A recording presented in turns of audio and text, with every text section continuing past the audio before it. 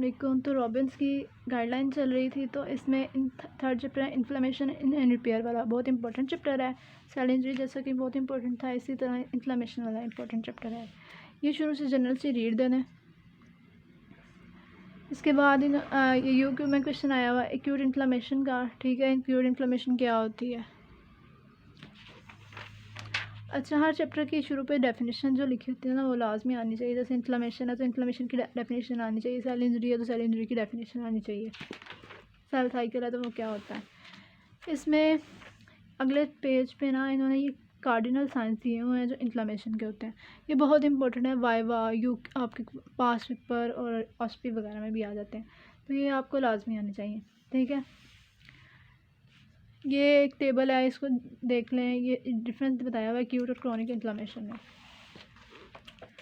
इसके बाद कॉजेज़ हैं, कॉजेज़ ऑफ इन्फ्लेमेशन। इसके 4 कॉजेज़ यहाँ पे बताए हुए हैं, आपको आने चाहिए। ठीक है, नेम लाजमी आने चाहिए। इसके बाद आगे वाला जो टॉपिक है रिकग्निशन, जनरल से रीड दे दें, कोई इतना इम्पोर्टेंट नहीं है। एक्यूट इन्फ्लेमेशन बहुत इंपॉर्टेंट है। ठीक है, इसके ये जो कंपोनेंट्स है 3 कंपोनेंट्स लाजमी आने चाहिए। पास पेपर यूनिवर्सिटी क्वेश्चन आपका एससीक्यू आपके वाइवाज में आते हैं। इसके बाद यहाँ पे एक्सुडेट और ट्रांसुडेट के डिफरेंस आपको पता होना चाहिए। ये डायग्राम में भी बताया हुआ है एक्सुडेट और ट्रांसुडेट का डिफरेंस क्या होता है। ये आगे चेंजेस आ जाती हैं। ये जो 3 स्टेप्स हैं ना, इनकी फर्दर डिटेल है। तो सबसे पहले स्टेप में ये जो इसका वेस्कुलर फ्लोर कैलिबल है, ये सारा आपको आना चाहिए।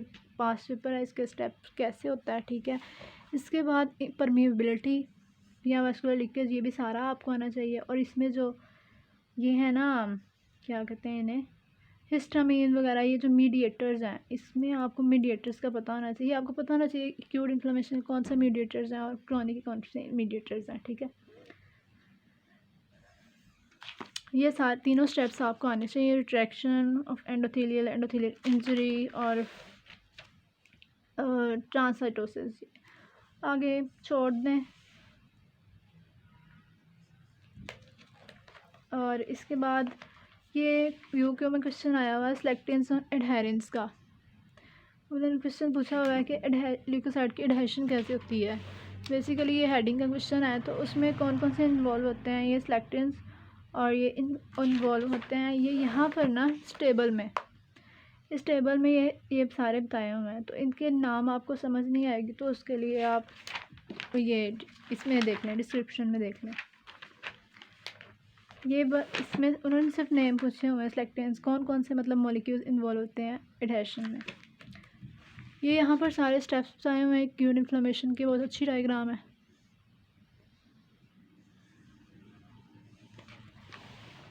इसके बाद आ जाता है हमारे पास कीमोटैक्सिस का मेकनिज़म आया हुआ है। ठीक है, और आपको भी आना चाहिए। इसके बाद आ जाता है आगे ये डायग्राम, बहुत इंपॉर्टेंट है। फेगोसाइटोसिस की डायग्राम है, इन्होंने स्टेप्स बताए हुए हैं। इसमें जो आप कोई भी ऐसी क्यों लिखते हैं, उसके साथ जब डायग्राम बना देते हैं तो उसकी वैल्यू बढ़ जाती है, तो आप लाजमी डायग्राम बनाएं। ये उन्होंने फेगोसाइटोसिस के स्टेप्स आए हुए हैं बेसिकली, तो ये सारे डायग्राम में ना बताया हुआ है। आपको बिल्कुल आगे से डिस्क्रिप्शन पढ़ने की ज़रूरत नहीं है, ये डायग्राम एक सेल्फ खुद ही बता रही है कि आप, तो ये आगे से छोड़ दें इसकी सारी डिस्क्रिप्शन। आगे आ जाते हैं मीडिएटर्स ऑफ इन्फ्लेमेशन। ये टेबल बताया हुआ है इन्होंने, ये सारा टेबल करना है। ठीक है, नेम तो आपको लाजमी आने चाहिए, इनका एक्शन, इनका सोर्स सब कुछ आना चाहिए। ये पास पेपर का क्वेश्चन भी है। इसके बाद एक तो नेम, इनमें से सारा कुछ आना चाहिए ना। इसके अलावा अलहदा उन्होंने वैजो एक्टिव अमाइंस अलहदा करके भी पूछे हैं, जो 2 तरह के होते हैं, हिस्टामीन्स एंड सेरोटोनिन। ठीक है, ये वाला भी आपने लाजमी करना है। इसके बाद आगे आ जाता है ये डायग्राम है, इन्होंने एराकिडोनिक एसिड के मेटाबोलाइट्स की प्रोडक्शन कैसे होती है। ठीक है, ये सारी डायग्राम आनी है। आप पास पेपर में 2-3 मरतबा आई हुई है ये सारा का सारा, और आपने सेकेंडरी में भी पढ़ा होगा बायोकेमिस्ट्री में है, ये सारा आपको आना चाहिए। इसके बाद साइटोकाइन्स एंड कीमोकाइन्स हैं, तो इसके लिए इन्होंने इसके फंक्शंस पूछे हुए हैं बेसिकली। तो फंक्शंस जो हैं यहाँ से स्टार्ट होते हैं।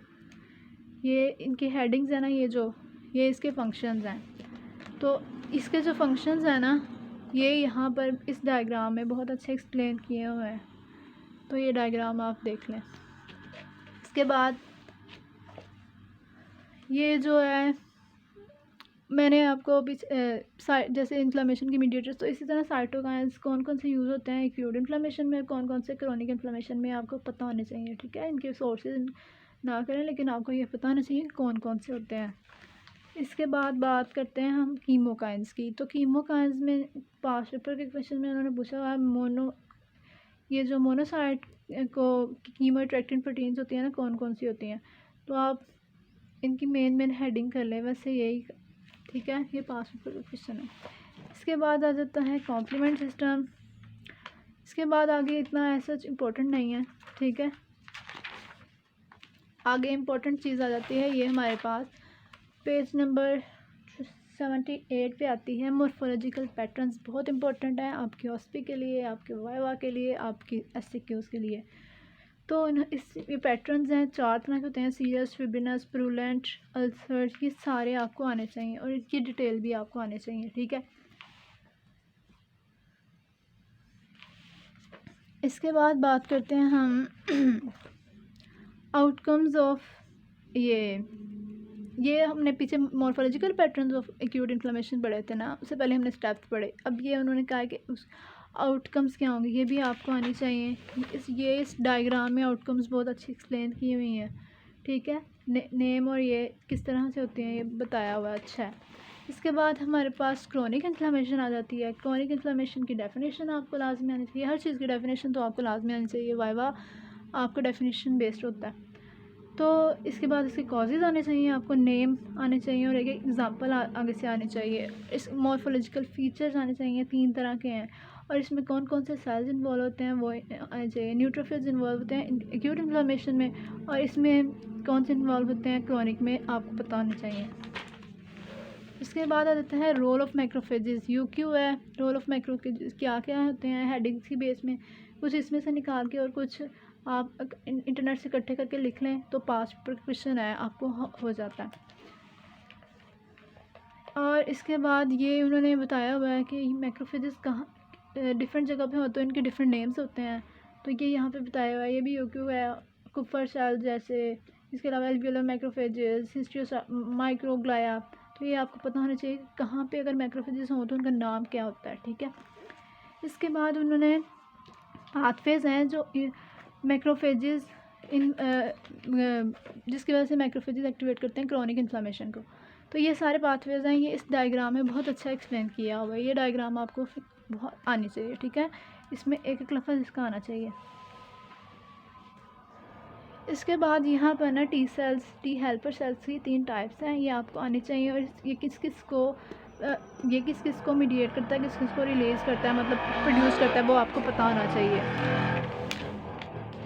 इसके बाद आप आ जाएं ये ग्रैनुलोमेटस इन्फ्लेमेशन, बहुत इंपॉर्टेंट है, आपको इसकी डेफिनेशन आनी चाहिए, आपको इसकी टाइप्स आनी चाहिए। इसकी टाइप्स ना 2 तरह से, एक तो यहाँ पे डायरेक्ट लिखी हुई हैं और एक यहाँ पर ना यहाँ पर भी बताई हुई हैं, किजेटिंग एंड नॉन किजेटिंग एंड गुमा, तो वो आपने देख लेनी है, ठीक है। 2 तरह से इसकी टाइप्स होती हैं। और ये मॉर्फोलॉजिकल पैटर्न्स टीबी में इन्वॉल्व होती है, क्रोनिक इन्फ्लेमेशन और इनमें ग्रेनुलोमा बनता है, तो उसमें ये सारा एक्सप्लेन किया हुआ है मॉर्फोलॉजी, ठीक है। आपको मॉर्फोलॉजी आनी चाहिए। आगे आ जाते हैं